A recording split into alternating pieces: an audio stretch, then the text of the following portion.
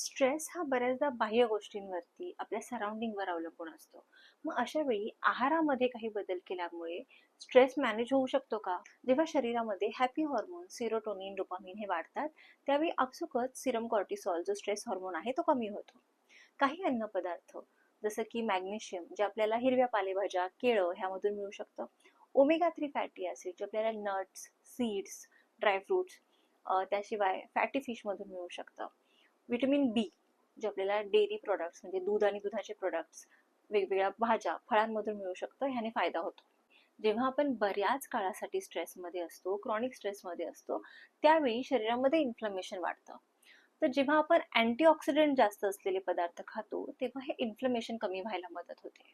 आहारामध्ये जर जास्त प्रमाणामध्ये कॅफेन किंवा साखर जर असेल, तरी सुद्धा सीरम कॉर्टिसॉल लेवल वाढू शकतो आणि मग फ्रिक्वेंट मूड स्विंग्स येणं हे सुद्धा प्रकार उद्भवू शकतात.